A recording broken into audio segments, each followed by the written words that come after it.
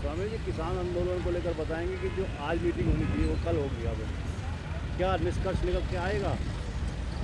किसानों के और संयुक्त किसान मोर्चे के बीच में और सरकार के बीच में जो वार्ता होनी थी आज, उसको एक दिन आगे बढ़ा दिया है। अब वो वार्ता 20 जनवरी को होगी, लेकिन अब तक 10 दौर की वार्ता हो चुकी है। कोई निष्कर्ष नहीं निकला, कोई परिणाम नहीं निकले। सरकार की नीयत में दोष है।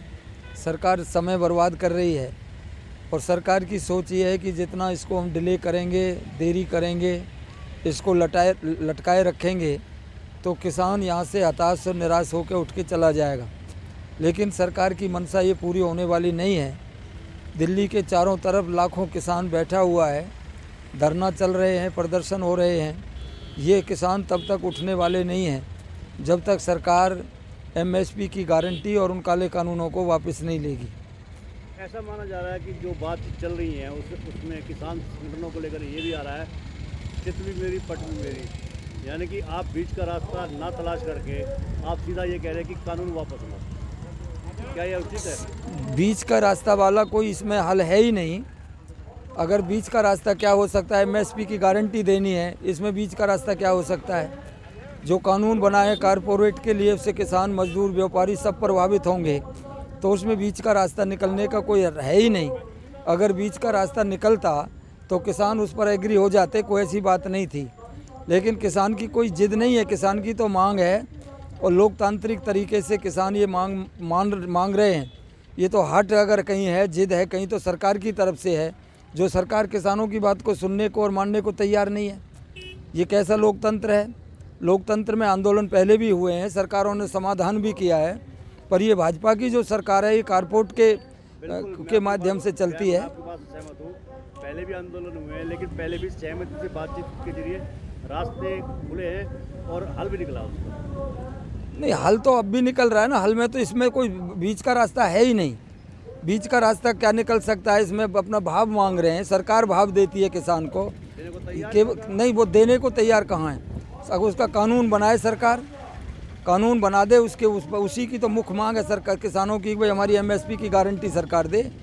26 तारीख को जो रिपब्लिक डे है, गणतंत्र दिवस है, राष्ट्रपति झंडा फहराएंगे, किसान भी अड़े हुए हैं, दिल्ली जाने के लिए जिद कर रहे हैं। चारों तरफ से अगर किसान दिल्ली पहुंचेगा तो दिक्कतें का सामना नहीं करना पड़ेगा दिल्ली को। 26 जनवरी को जो गणतंत्र दिवस की परंपरा सरकार की तरह से निभाई जाएगी, वो हर बार की जाती है।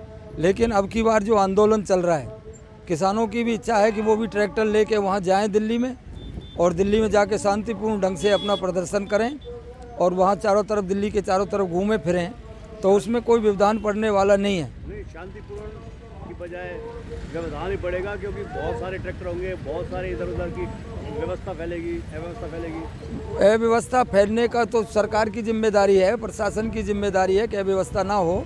लेकिन किसान की तरफ से कोई अव्यवस्था नहीं होगी, कोई अशांति नहीं होगी, कोई शांति को भंग नहीं करेंगे, कोई तोड़फोड़ नहीं होगी, शांतिपूर्ण ढंग से प्रदर्शन करेंगे। और वो किसानों का फंडामेंटल राइट है। क्या किसान दिल्ली नहीं जा सकते हैं? उनके ऊपर प्रतिबंध लगा हुआ है कि किसान दिल्ली में नहीं आएंगे। ट्रैक्टर कोई प्रतिबंधित वो थोड़ा ही मशीन, उस ट्रैक्टर उसमें नहीं जा सकता। ट्रैक्टर भी जा सकता है, जो कार जा सकती हैं, बस जा सकती हैं, ट्रक जाएंगे और साधन वहाँ जाएंगे, तो ट्रैक्टर के ऊपर कोई प्रतिबंध कैसे लगेगा?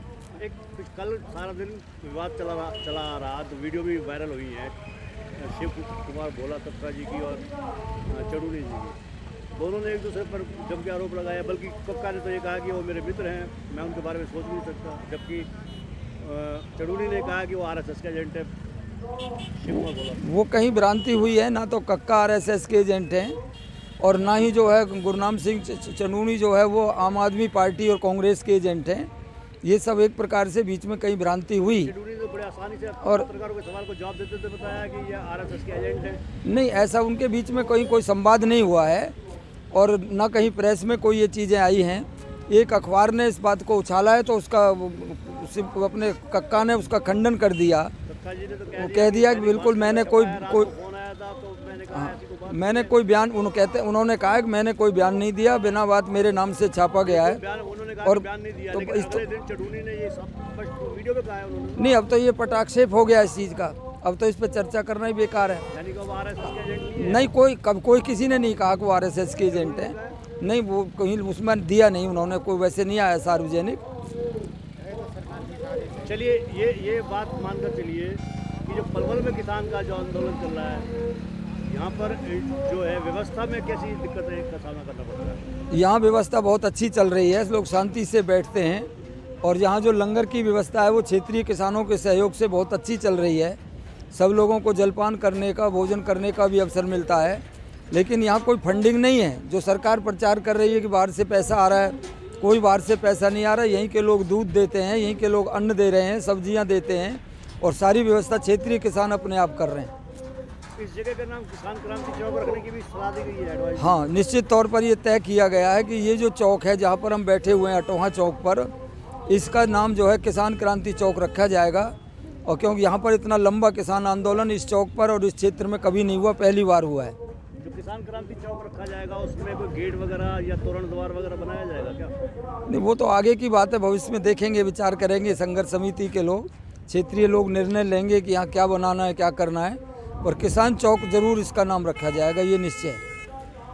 सरकार का एक आरोप ये भी है कि कम्युनिस्ट के हाथों में खेल रही है, ये संगठन खेल रहे हैं, और कांग्रेस के हाथ में खेल रहे हैं। सरकार स्वयं जो है कॉरपोरेट के हाथों में खेल रही है, इसलिए सरकार को लगता है कि दूसरे लोग भी हाथों में खेल रहे हैं। ये ना तो कम्युनिस्टों का आंदोलन है, ना कांग्रेस का आंदोलन है, ये किसानों का आंदोलन है।